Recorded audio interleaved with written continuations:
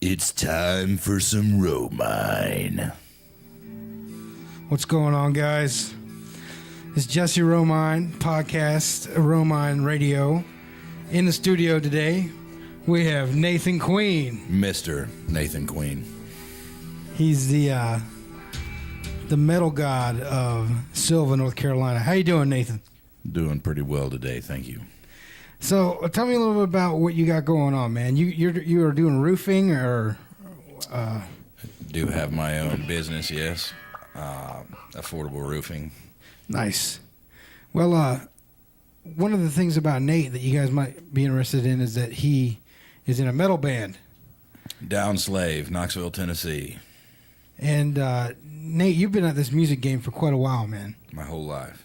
Your whole life. I remember, even in high school, he was a few years ahead of me, but he was in you were a marching band. Drumline, correct. He put a knife in his mouth and was playing drums like a pirate or something in front of one of our African-American friends, Ricky. I can't remember the story. Do you remember what I'm talking about? Have no idea. Well, do not recall that happening. It was, anyways, I went to marching band. I was actually in the drum line myself. And I played the fourth bass. What did you play in the drum line? March snare, my sophomore, junior, and senior year. I marched second bass my freshman year. Okay. Well, that's very technical stuff. I mean, they usually... It is. I learned a lot. I learned a lot about music, and I can go ahead and tell you that if you enjoy music at all or ever want to do anything with music, take every class or opportunity that your public education system offers. It's true, man. I owe everything that I know to my instructors, my band directors, the guys that would come in and work with us from WCU's band. Yeah. So it's really, I really owe everything that I've done since then to just a select few gentlemen that were instructors at the high school. It's funny and interesting to note that our drumline instructor, or whatever they call him, was actually fired the year after I got out of marching band for being too harsh on the kids. That's not what I heard, but... what did you hear? Well, I heard he slept with one of the students. Well, that was the main instructor. I was talking about Eric Markowski. Oh, Eric Markowski. You know what? Eric Markowski was an amazing guy. He expected you to do your job. And if you didn't do your job, if you were holding the entire line back, I can imagine he probably would be a little rough on you, and it was only to get you to do your job, period. That man was amazing at what he did. He taught me a lot, helped us win first place drumline every competition we went to in high school. Nice. All 4 years. I gained a lot from him. Absolutely. As far as like being focused and getting in there. One time he said, I started getting dehydrated and it was my fault, but I had the fifth bass on the second year. And, well, anyways, what happened was he goes, beat the drum, you pansy. And I started seeing purple.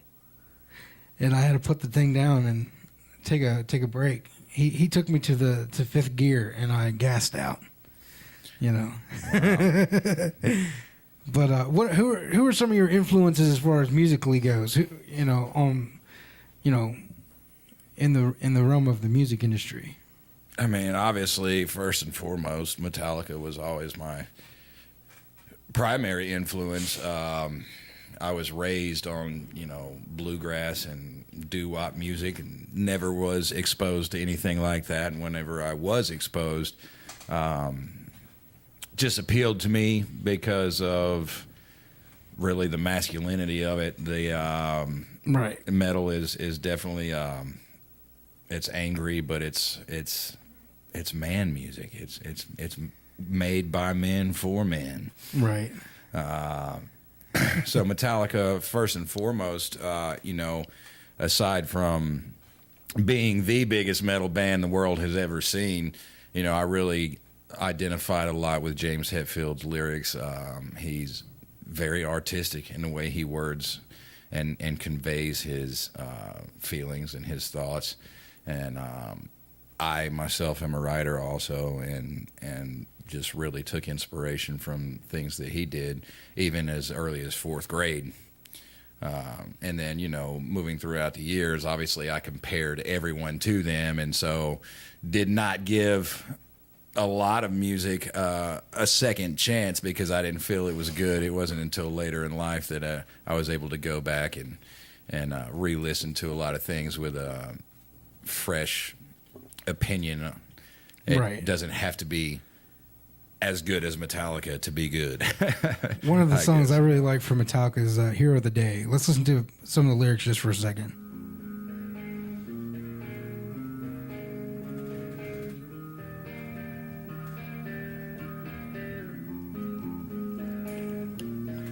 Mama, they try and break me.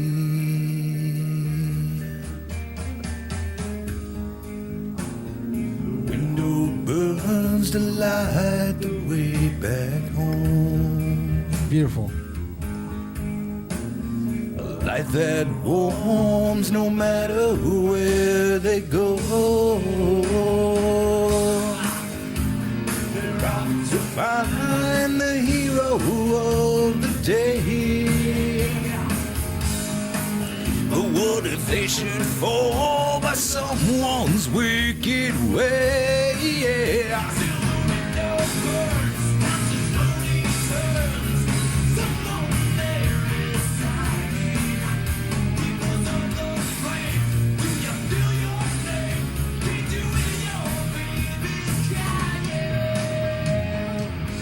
But yeah, I mean, so you've got a lot of like strong lyrics there, and that's more of like heavy metal. What kind of music would you say your band is? What brand of heavy metal does your band play? We've talked about that before, and it's not. We don't really fit into any subgenre. We are really just a heavy metal band. We've got songs that are really thrash metal oriented. We've got songs that are, very close to death metal oriented. We've got songs that are just the power groove, the Pantera style. So there's not a specific template that we use whenever we write. It's just really, it kind of spans all genres, and basically just call it heavy metal. We are a heavy metal band. Well, have you guys made it into the studio yet? Or we did record in Niagara Falls back in September and October. Did you Blacklist EP? Okay. We are releasing that EP in 2 weeks, April 15th. It will be released and be available on iTunes and on our website, of course. We just completed our pre-order period, and we've got some shows coming up. CD release show April 18th at the Bowery in Knoxville. Nice. That's where Alabama got their start. Right. The country super band. The Bowery's been real good to Downslave over the years. They, being from Knoxville, I am, of course, from here, and hooked up with these guys. I've been traveling every week 3 hours one way just to do this with these guys. But they've been established for 9 years, since 2003. They've been out, almost 10 years now. So, so what I was going to say is, did you guys? That's almost worth it to you, that level of commitment that you show by going that far. These guys, they have the following, and for those of you guys out there, I did get to preview the music, their new album. I got to preview some of the songs, and it's very nice. It's very beautiful music. It's an awesome recording. When you guys were in Niagara Falls, did you get to go see Niagara Falls? Of course we did. Yeah. The guys, the rest of the band, they've been up there before several times. Like my first show with them, for instance, was in Buffalo, New York, a place that they've played several times, and that's an hour and a half from Niagara Falls. So they've been there several times. I did get to visit the falls whenever we were recording up there last year, and wow, that's a lot of water. What is it? So people go down in barrels? No, I don't believe anyone goes over the falls intentionally anymore. There's stories that people have tried that in the past. I would not recommend it. It is definitely a death trap. People die at the falls. They drag bodies out of there all the time. It's kind of it's kind of weird. When we were up there, they actually found a woman that had been there for 2 or 3 weeks. She had been under the water down there. and they were actually looking for someone else when they found her. So, wow. Yeah, it's even falling in the river above the falls, even a mile up, the current is so swift that getting out is nearly impossible. So, and I guess if you're gonna hide a body, toss them in that river. They'll be at the bottom of the falls getting pummeled for a while. But right. Well, that's one of. Tell me about like Mother Nature and how that impressed upon you. I mean, it's like a huge amount of water, like you said. I mean, huge amount of water. How small did you feel, man? I can't even imagine. I haven't seen it. It's hard to talk next to the falls. It's so loud. It's so much water moving off there. It's almost like, the continent just kind of fell right there about 35, 40 feet. And there's just a giant, it's a big river, the Niagara River that's coming through there anyway. But, I mean, when you're, on one side of the river is Canada, on this side of the river is United States. So you're looking across the river at a whole other country. On the other side of this falls, and of course they have their own tourism up there for it too. So there's kind of, when you're looking at the falls, God, it's just swamped with people, and not a whole lot of people from this country. I want to know how the falls became that large, and it became that way. You said the continent fell. That's what it looks like. It looks literally like the continent just split right there and dropped like 40 feet. It's huge. It's crazy, man. Huge. As far as the way it's formed, I imagine, and I don't know. I would assume it was glacier related, it being that far north, and that river, the Niagara River right there. It's huge, but well, what's in the news just yesterday? Animals are starting to flee from Yellowstone. There's a video of a line of buffaloes just running away from this gigantic mountain. They know something's about to happen, and it's scary. What's the deal up there? Do you know anything about the Yellowstone Super Volcano? All I know is probably about as much as you know or anyone else. This just started happening a few days ago, where they said that, that volcano is a super volcano. It's been dormant for who knows how long, but it is starting to become active again. And if that thing erupts, they've even said it could be a planet killer, that it could cover the entire atmosphere in ash that the sun won't even be able to see through. All our crops die. Winter. Yeah, just like a nuclear winter. Mm-hmm. I mean, really, let's hope something like that doesn't happen. But, when you've got wildlife fleeing the area, no one told them to leave. They know something's about to happen there. And that's scary. It could be, a small event. It could be a very major event, and certainly let's hope for the best. I do have some friends that live out in that area that I'm concerned about. Right. I saw there was a map, and there's like a kill zone, then there's like a secondary zone. Right. And it's just spanning hundreds of miles, man. Oh, several. Most of the Northwest, really a quarter of the country, would be covered in the ash from that volcano if it erupted. And that's if it was a minor eruption. If it's a major eruption, it's going to cover the planet in ash. The listeners out there, if you didn't know, our brother / best friend, he's really our brother, Blake Queen, is Nathan's brother. And they actually, Blake and his girlfriend went to Yellowstone. And he said it was like a lot of wildlife and stuff like that. But one of the things that impressed upon him was he said, there's not really like a mountain with a crater on the top like you'd see when you think of a volcano. The entire Yellowstone National Park is the volcano. Exactly. It's intense. Yeah. And the immensity of it, it's like, a huge number of miles of liquid hot magma and lava just shooting through the air. Miles of it. Be a good place to shoot a metal video. But it's funny. I was just watching a History Channel episode on the Super Volcano.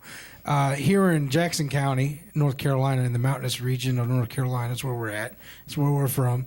There's a rock out in the woods there. Petroglyph. A petroglyph, whatever that is. What's a petroglyph? It is a rock that has been carved by indigenous peoples. Symbols, markings left on it as a petroglyph. And so it's Judacola Rock, and History Channel about a week and a half ago or something, they came here. Nate, somehow, he called me and wanted me to help him out doing some chauffeuring, and I couldn't at the time. How did you get connected with these guys, and what were they up to? Well, it's the America Unearthed show. Scott Walter, forensic archaeologist, who, if you're not familiar with the show, basically he goes around and investigates sites and artifacts all over the North American continent that prove pre-Columbian contact with the Native Americans. So before Christopher Columbus ever came here, the Turks were here, the Egyptians were here, the Chinese were here, the Vikings were here. There was, which really challenges your standard status quo view of how America started and who was here, who discovered it, who was here. And so, when you're challenging these history books, it definitely makes a lot of people, ruffles their feathers, so to say. They came, I sent them information about the rock actually last year after watching an episode where they were making connections to the Mayans with these ruins that they found in northern Georgia here just below us, a couple hours away. And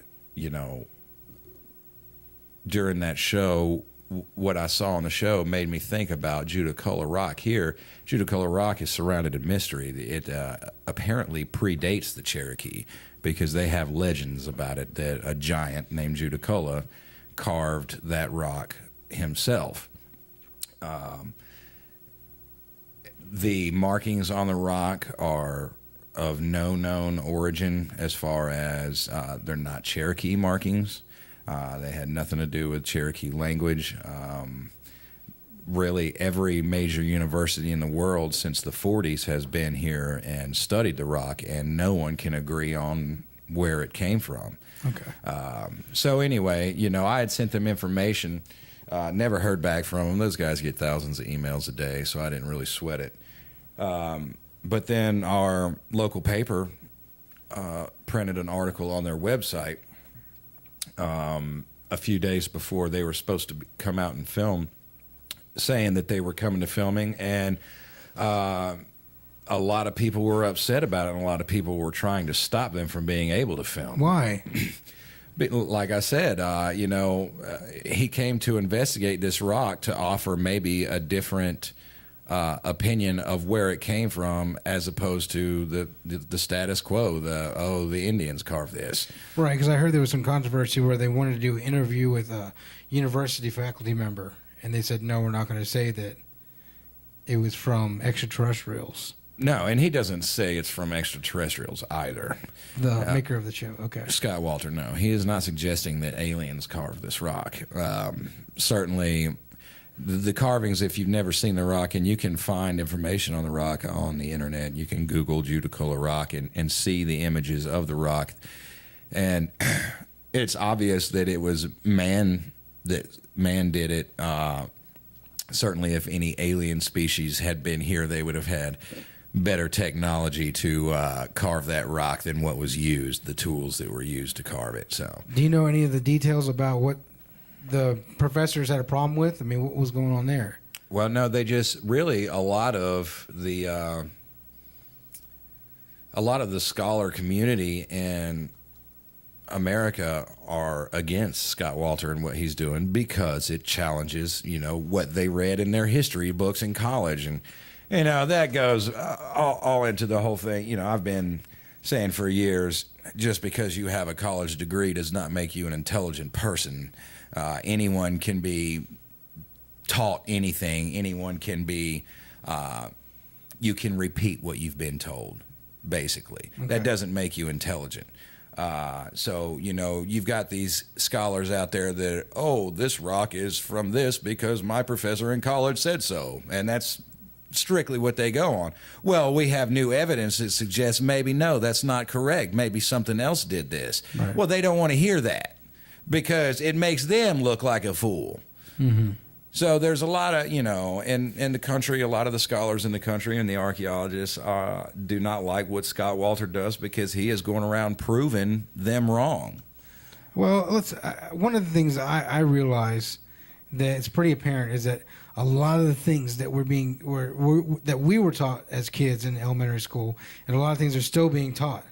There's new discoveries being made every day in science, in history, and things like this, but yet they're still teaching it in school. The same stuff, the same old stuff that they taught our parents and taught their parents, and that's not the way education should work at all. Obviously, if you disprove anything, you need to stop teaching the original theory. And that's not happening. I don't know if it's just because it's cheaper to use the same old textbooks or whatever it is, but they really don't like.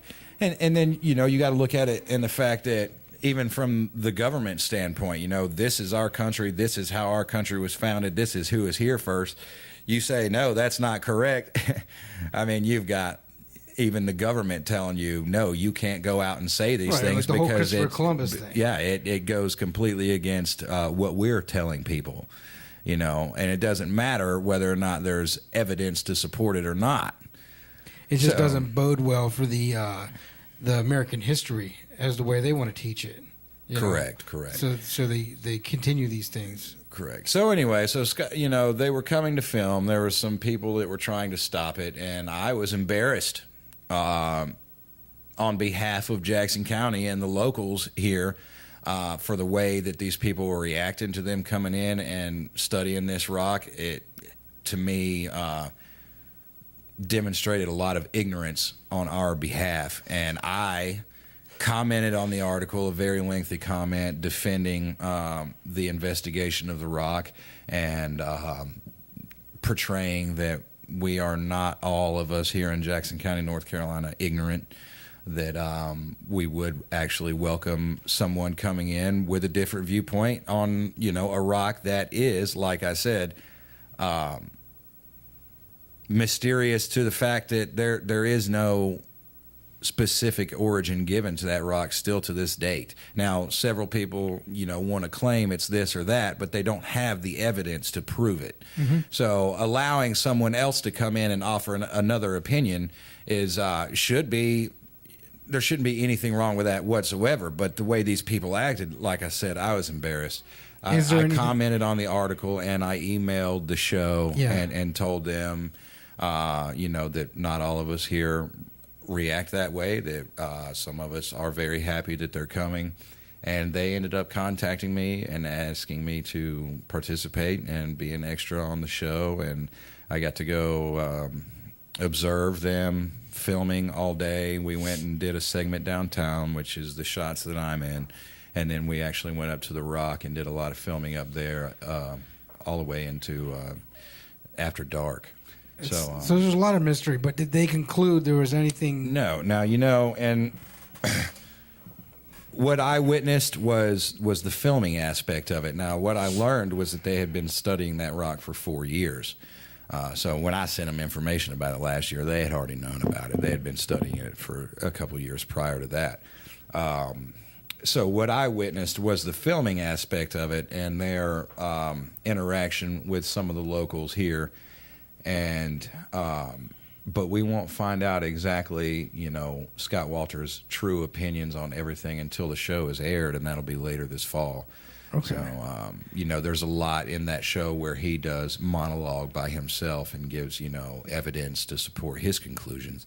That's not what we were witnessing when we were up here filming. They were just putting the show together, getting it ready for him to be able to do that. So I'm still curious to find out exactly what his thoughts are, and I have been since included in a discussion forum with some of his researchers that I've been receiving emails daily from them about things that they're researching, just so that I can read on it myself and offer any opinions that I may have. Obviously, I'm not an archaeologist, but I am capable of independent research.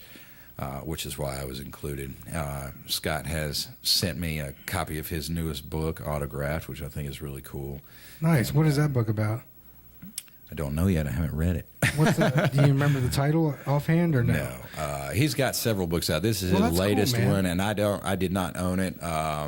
Just met the man a couple of weeks ago, and he was very grateful for the things that I said in my comment on the newspaper's website on the article and the email that I sent. And they actually sent that email and my comment to the Cherokee chief, who had to give them permission to film The Rock also, and that they felt really helped them get permission. Nice. The stuff that I said, so they were happy to include me, and I am looking forward to working with them in the future on other things too. So do you think standing up for something you believe in actually works, or is it just...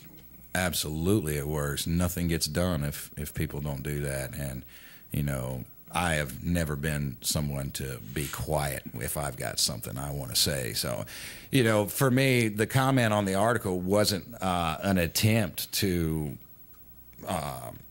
get on board with these people or anything at all. Really, it was just an expression of my opinion on the way things were going and my embarrassment of the way these people were acting.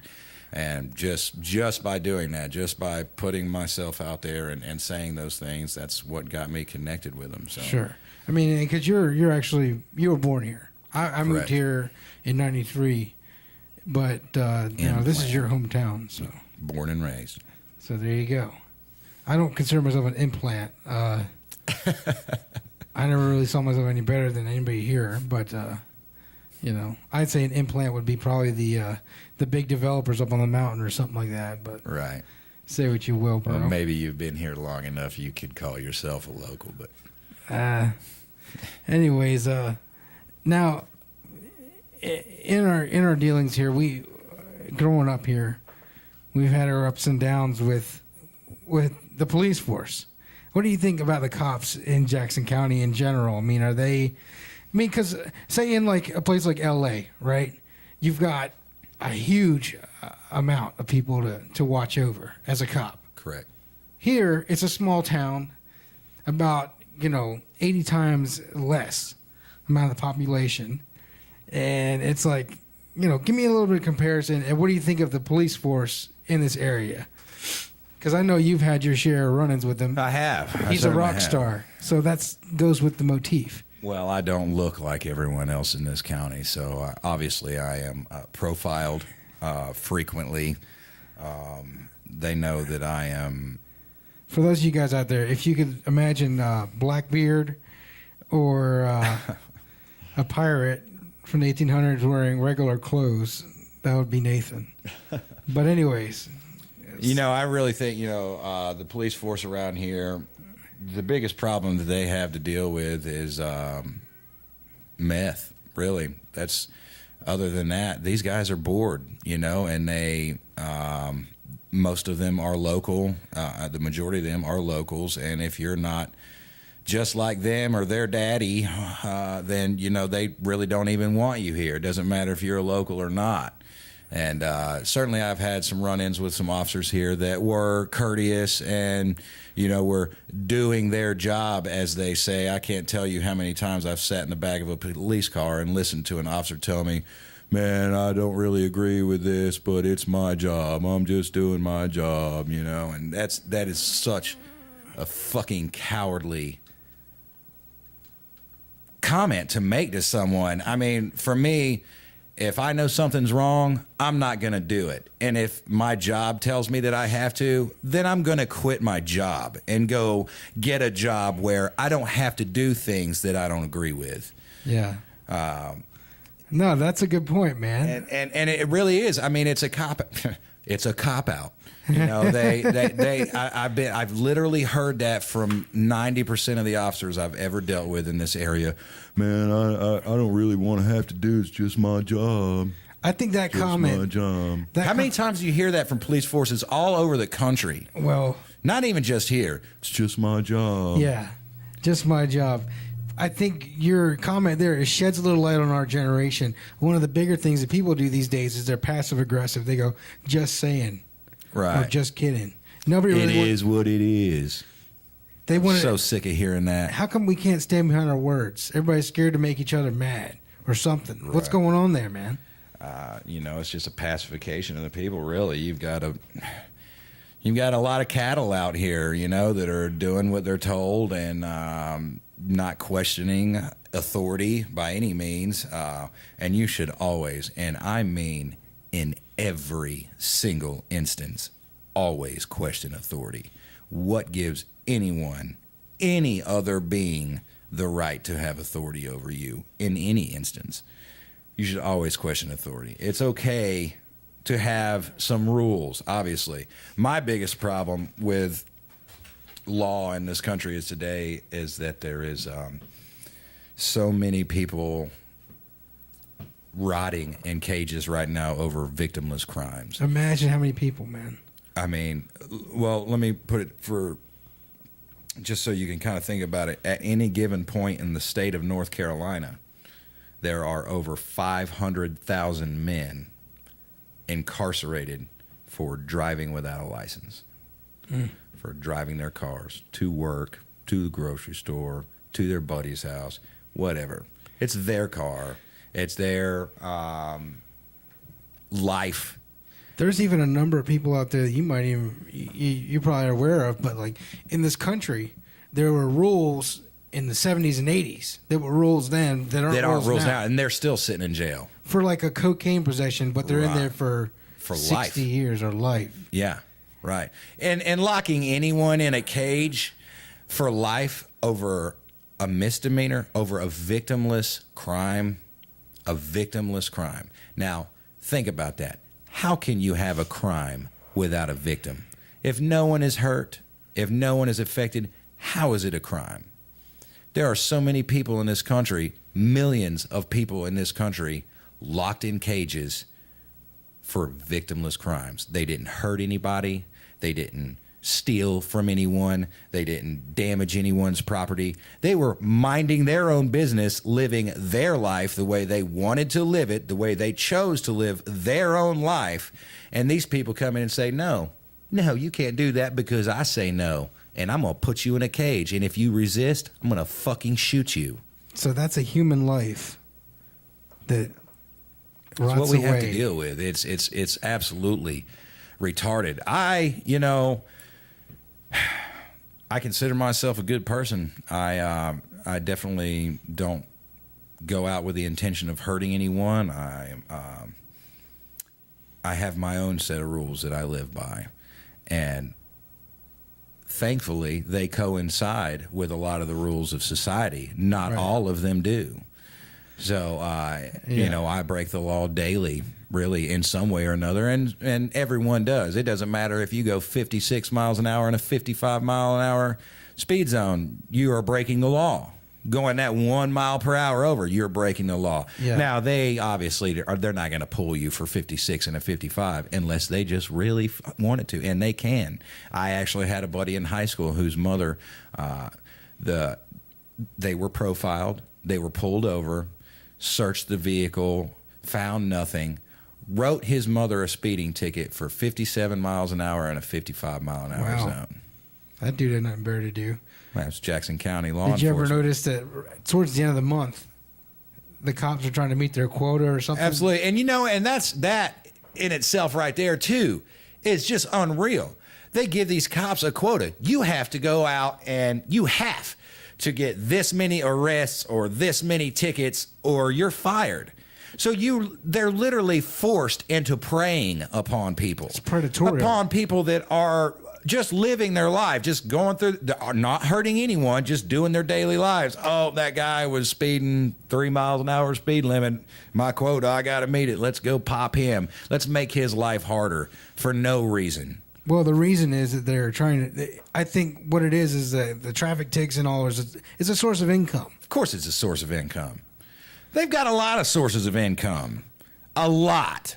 But really what they're doing is preying on the American public. It's predatorial. It is predatorial. People think that there's a freedom, but really... There is no freedom in this You're country. in the wild, man. There is no freedom. And they're going to get what they want. And so tell me about your experience, man. You actually spent some time in the pen. Oh, I've spent several times in pens. I've been in every. What's that like? It is absolutely degrading, to be perfectly honest with you, when you're an intelligent person and you know you've done nothing wrong, and you are put in a cage for a victimless crime, and then you're put in a cage with people that have committed actual crimes, that have hurt people, that have stolen from people, that have, actually injured someone else or their property. People that don't know the difference between right and wrong, for example. And then you're forced in elbow to elbow with these people, have to sleep, eat, shit, shower, and breathe next to these people that actually deserve to be removed from, everyday society because they just can't get it. They don't know the difference between right and wrong. And so when you've done nothing actually wrong at all and you're put in with these people and you're treated like them, and I can tell you right now, if you're put in incarceration, the officers that work there, literally, it's substandard the way they treat you like a human being. They don't treat you like a human being. They treat you like an animal.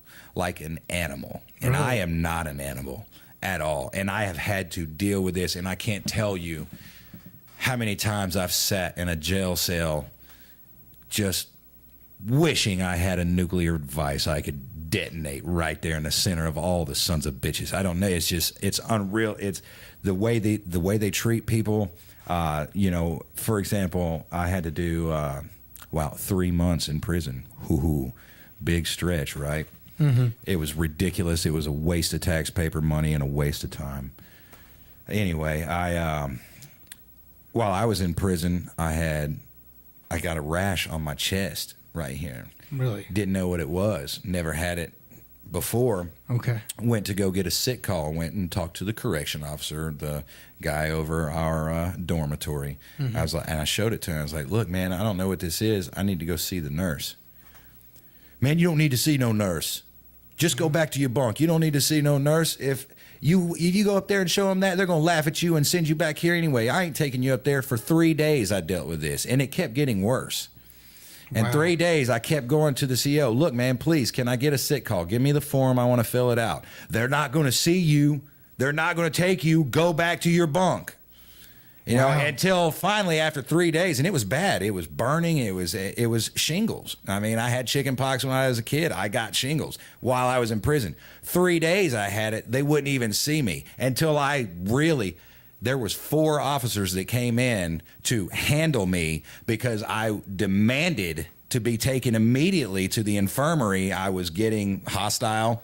They brought 4 corrections officers in. They escorted me to the infirmary. I showed it to the nurse. First thing the nurse said was, "You should have been here days ago."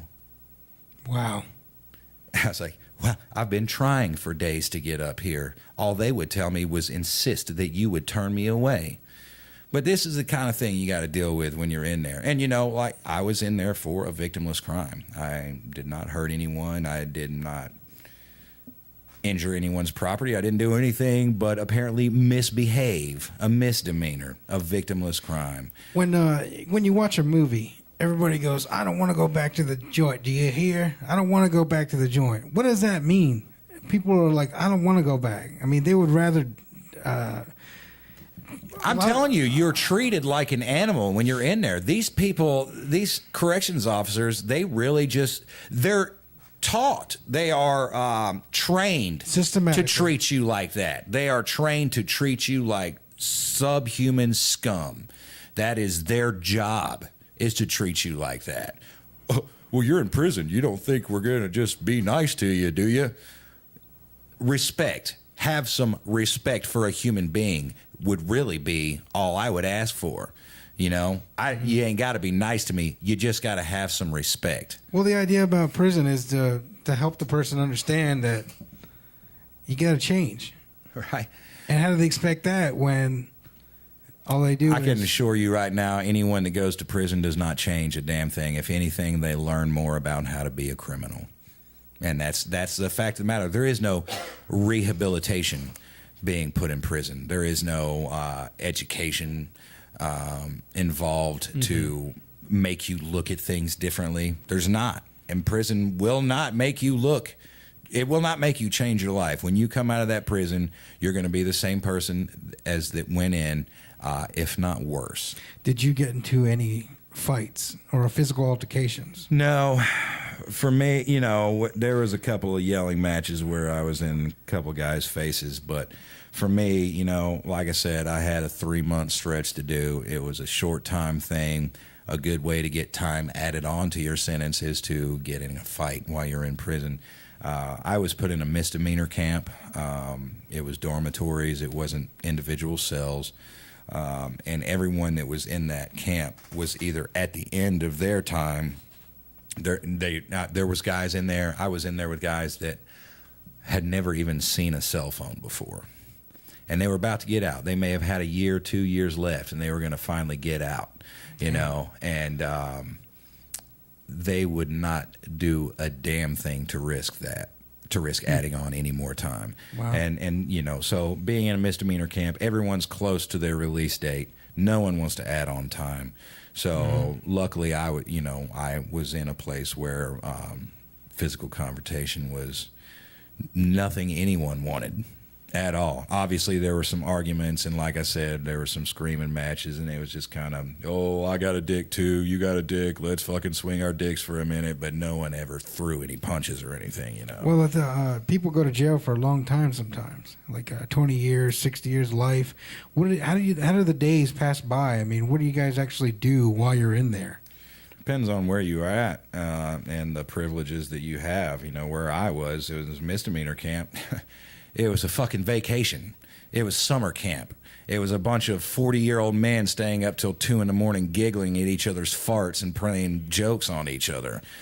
We got to, first thing in the morning, you get up, you make your bunk, you go eat breakfast, and then the rest of the day is up to you. You go outside, you hit the weight pile, you play basketball, you play soccer, you work out, you go inside, watch cable television, play cards, play chess, play Monopoly, whatever, really you get to do whatever you want. And there's a booth right outside your dorm, concession booth.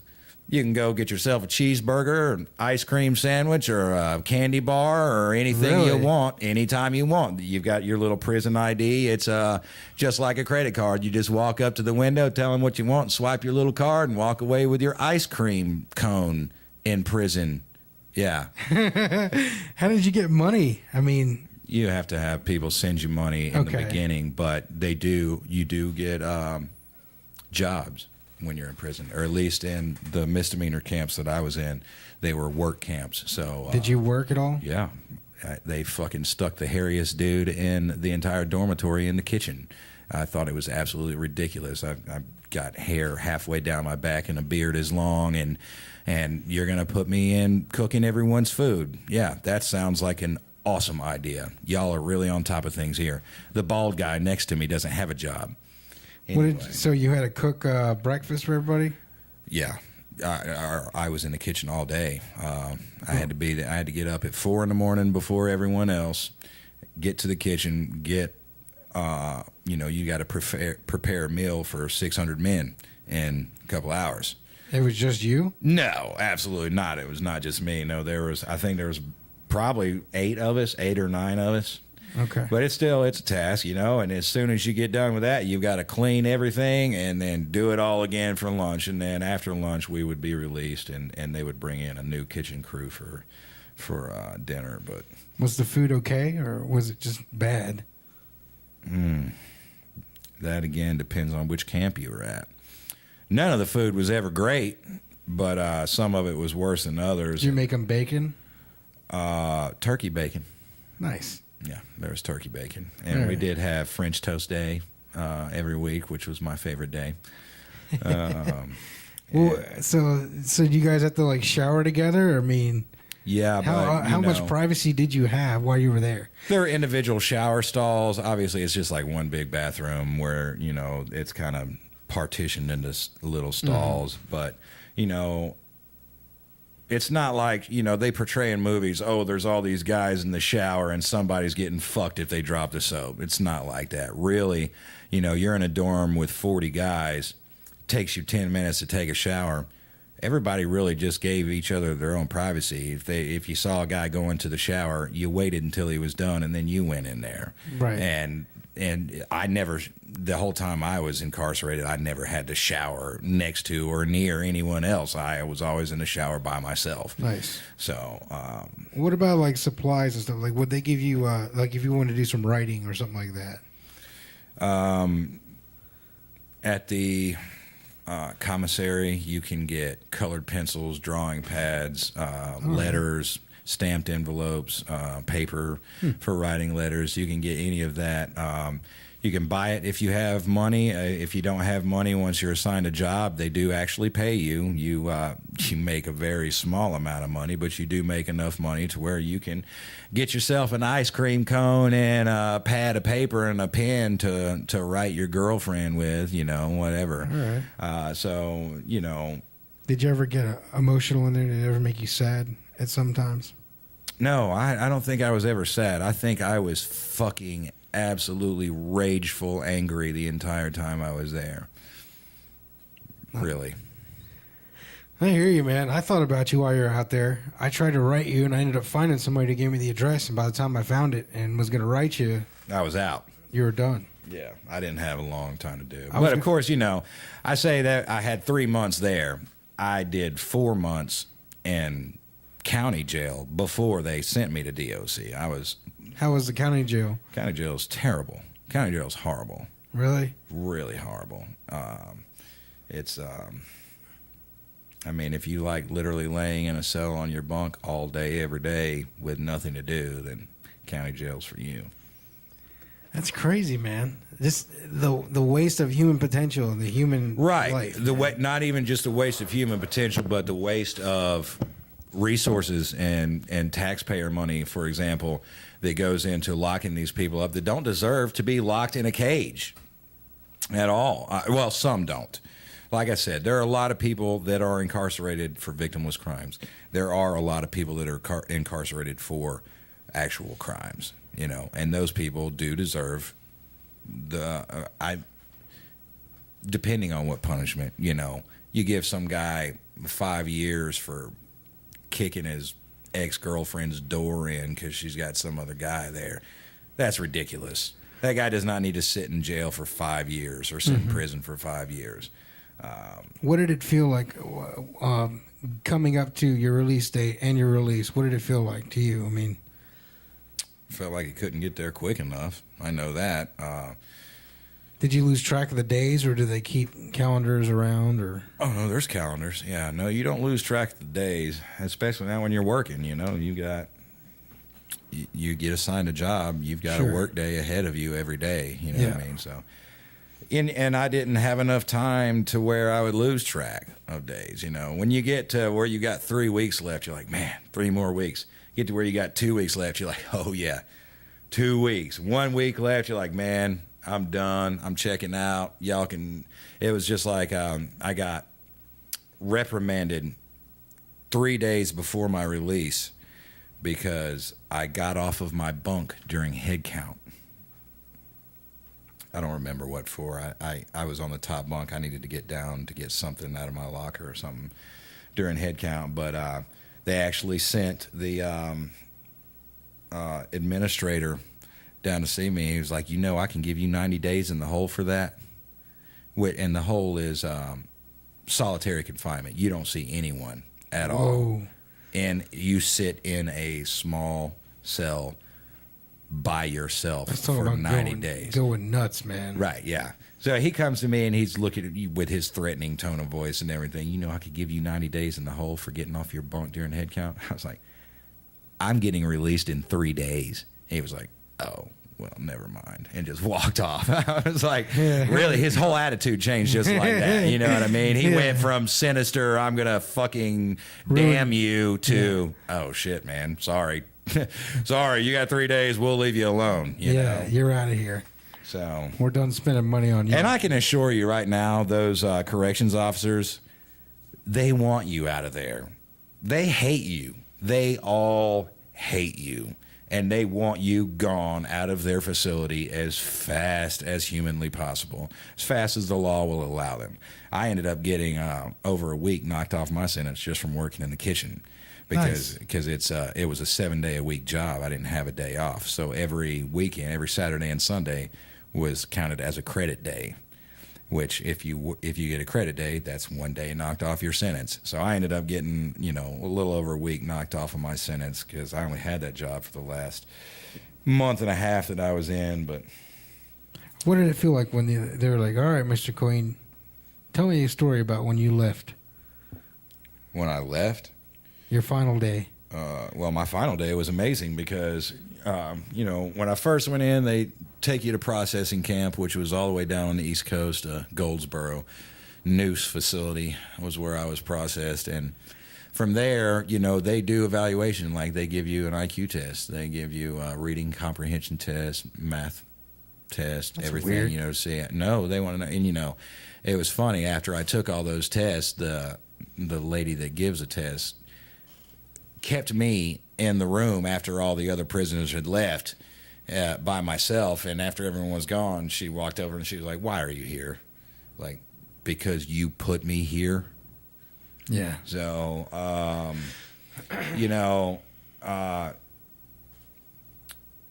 when I was processing, they're doing that testing, they ask you, what facility. There's something like 130, 140 prison camps in North Carolina.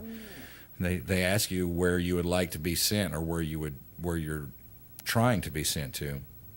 Obviously, I wanted to go to Asheville. There's a prison camp in Asheville that's right here. I could have visitors. Sure. My family could come see me, for example. Well, they did not send me to Asheville. They sent me to Rutherfordton, Spindale prison camp. And it was a very small camp. It was mostly a work crew or road crew camp, where most of the inmates there got on a bus every morning and went out and picked up trash on the highway somewhere in western North Carolina.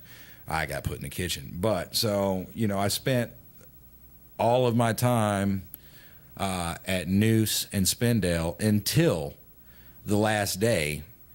They were going to release me in Asheville. I don't live in Asheville. I live in Jackson County, but Asheville is the closest camp to Jackson County they have, so that's where they release you. And they release you with what you had when you came in. Here's your stuff back. See ya. And if you don't have a ride, you walk out of the prison and you start walking down the road. I, of course, did have someone to pick me up. But so my last day, my last night and day, they sent me to the Asheville camp to be released the following day. And I got there, man, and I was like, in the Spindale camp, for example, in the chapel, they had 3 acoustic guitars that were never used. The administrator wouldn't allow them to be used because somebody made a tattoo gun out of a guitar string. So those guitars sat in there the whole time, not being touched. I begged, pleaded, did everything I could, had to get with the chaplain to just let me play some guitar. I'm a musician, I'm like, let me go in there for half an hour a day and just pick on a guitar, please. That's all I want, And I got about an hour a week where they would let me go in and pick up one of those guitars for a half hour and play. And then a few days later, he would call me down to the chapel and he'd be like, "If you want to play, I got about half an hour. You can play for a little bit." All right, I'll play. So the last day I got sent to Asheville camp. Wow. There's 5 guitars hanging on the wall, acoustic guitar. There's an electric guitar. There's a Zoom effects pedal, an amp, headphones. So you don't bother anywhere. Man. Yeah, the food was better. They had a huge library. In the other camps I was in, they would bring a book cart around, and you basically fight over whatever books are on the book cart, In the Asheville camp, I got up there, every wall is floor to ceiling with books. Everywhere. You just walk up, take whatever book you want anytime you want. You're welcome to play those guitars anytime you want. It was awesome. Now, the Asheville camp is what they call an honor grade camp. It is a misdemeanor camp. There's not even a fence around it. Those guys that are in that camp there know that they're at the end of their sentence and they could walk right off that property, but they don't.